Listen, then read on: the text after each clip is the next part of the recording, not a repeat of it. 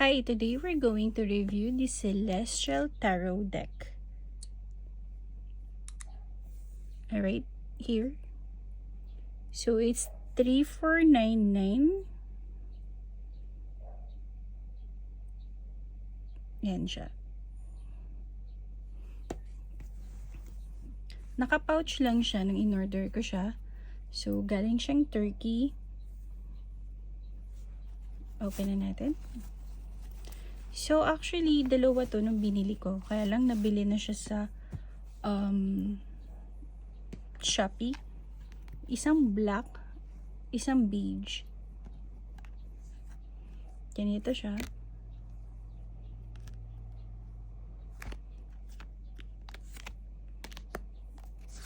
Ayan. Meron siyang dalawang extra card. Ayan.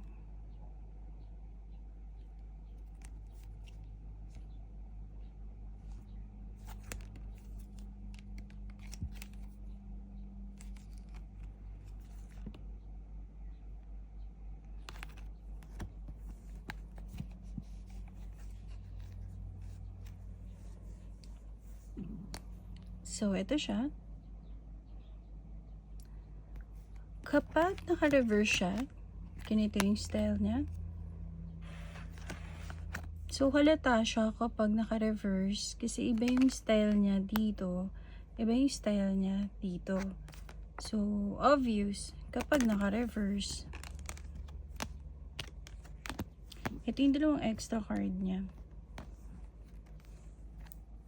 Mag-flip through na tayo.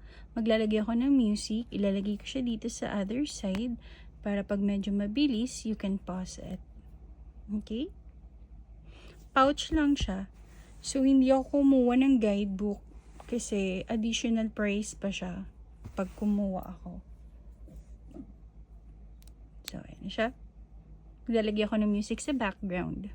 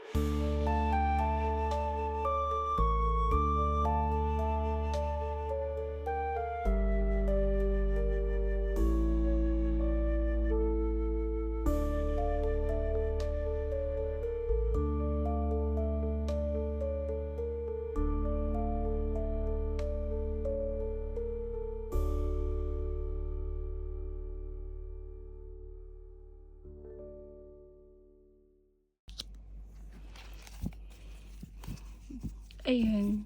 So, ang ganda niya, no? Actually, pwede kayong mamili kung gold gilded or plain.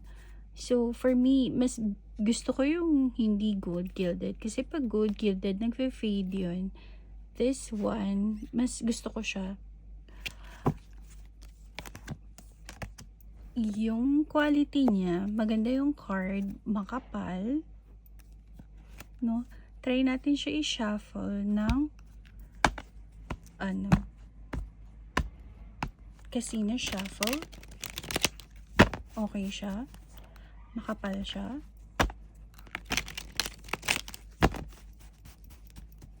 Ang ganda niya. Ano siya? Glossy siya, no? Glossy type of card siya. Madali siyang i-shuffle. Kung pa ganito naman, madali din siya. Sa images, ang ganda niya. Para siyang candy, no? Oh, ang ganda niya. Ang colorful, ang ganda. Sobrang ganda niya.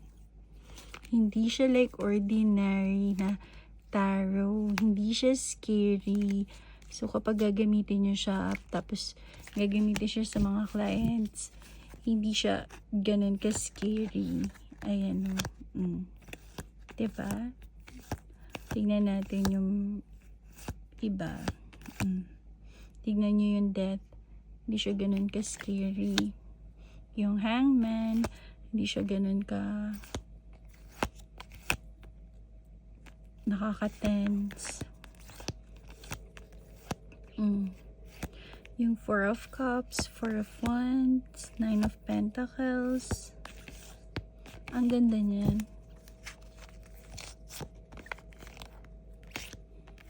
You see.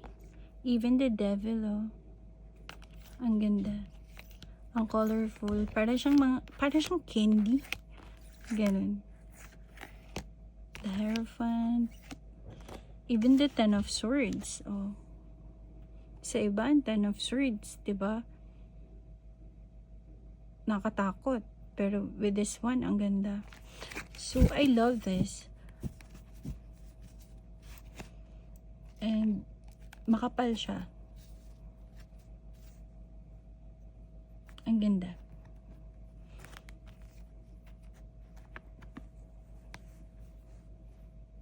Ayan. So, for me, this tarot deck, i-rate ko siya ng 9 out of 10. Bakit 9 out of 10? Medyo expensive kasi siya. Tapos wala siyang box. Naka-pouch lang siya.